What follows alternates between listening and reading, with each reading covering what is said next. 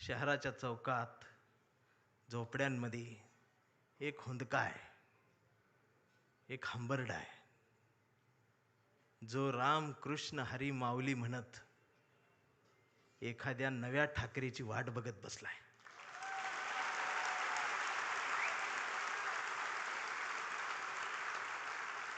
आणि ती पोकळी भरून काढण्याचं काम, भरीव काम आता तुम्ही करायला सुरुवात करावी. हा शिवसैनिकासोबत माझ्यातला भीमसैनिक सुद्धा तुमच्यासाठी मैदानात उतरणार. कुठपर्यंत आम्ही एकमेकांशी भांडत बसायचं? जर शिवाजीनगरमधून समतेचा आणि मैत्रीचा हात, जर माझ्यासाठी दोस्तीचा हात येत असेल, तर आंबेडकर नगरमधून माझा सुद्धा हात मैत्रीचा तुमच्यासाठी पुढे यायला पाहिजे. आणि हा देश संविधानाचा आहे ना, मी हिरव्यांचा आहे, निळ्याचा आहे ना, मी भगव्याचा आहे. मी भगव्याचा आहे. कुठल्या भगव्याचा? मी वारकऱ्यांच्या भगव्याचा आहे. मी बाळासाहेबांनी शिवसैनिकांच्या हातात जो भगवा दिलाय, मी त्या भगव्याचा आहे. मी तो भगवा घेऊन आलोय, पण त्याच्या सोबत मी या देशाचा तिरंगा सुद्धा आज घेऊन आलोय. आणि मला काय करायचं ती करा. या देशाच्या संविधानाला आणि तिरंग्याला जरी साधं नख लागायचा प्रयत्न जर कोणी केला, तर माझा ह्यो काळा रंग तुमच्यात मिसळून जाईल.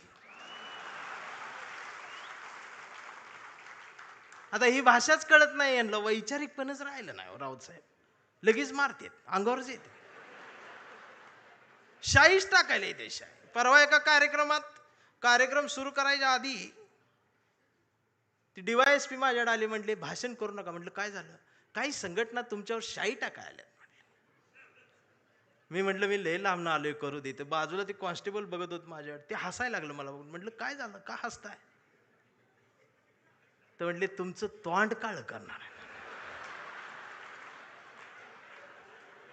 मी म्हटलं साहेब बोलू दे 2 मिनिटं. तर ते म्हटले तुमच्या रिस्कवर बोलणार का? मी म्हटलं अहो आम्ही जन्माला येतानाच आमच्या रिस्कवर आलोय.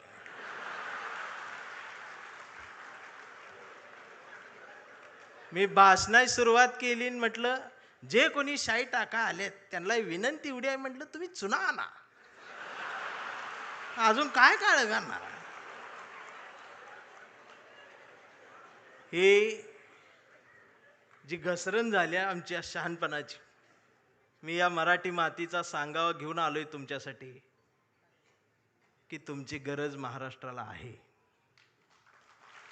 आणि महाराष्ट्र फक्त तुमचा आहे. मी आता जास्त वेळ घेणार नाही, कारण आता डरकाळ्या ऐकायच्या आहेत. मी कविता घेऊन थांबणार आहे. ज्या कवितेसाठी मला साहेबांनी बोलवले, त्या कवितेत तुडवा ऑपरेशन आहे. कविता आहे कांबळे. आता हा कांबळे कुठल्या एका जातीचा नाही, हा कांबळे भारतीय आहे, हा कांबळे मराठी आहे, हा कांबळे अस्मिता आहे, हा कांबळे स्वाभिमान आहे, हा कांबळे काय काय त्रास होत जातो त्याची कविता आहे. हा कांबळे शेंडीतून जानव्यातून मुक्त येऊन प्रबोधनकारांच्या जवळ आलेला आहे, फुलेशाह आंबेडकरांच्या जवळ आला, असा हा स्वाभिमानी आहे की आमचा कांबळे लय हुशार. हे कधीच नाही रडला, नुसताच कांडला करून. कांबळे शाळेत गेला, मास्तरनं फळ्यावर सरस्वती काढली. कांबळे शाळेत गेला, मास्तरनं फळ्यावर सरस्वती काढली, पण कांबळेनं पाटीवर सावित्री काढली.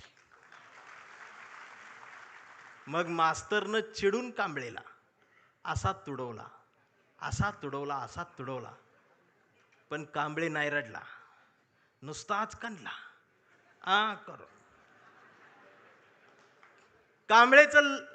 कांबळे वयात आला, विशीत आला, मिशीत आला, कांबळे गुलाबी झाला आणि तिच्या प्रेमात पडला. मग तिनं विचारली त्याची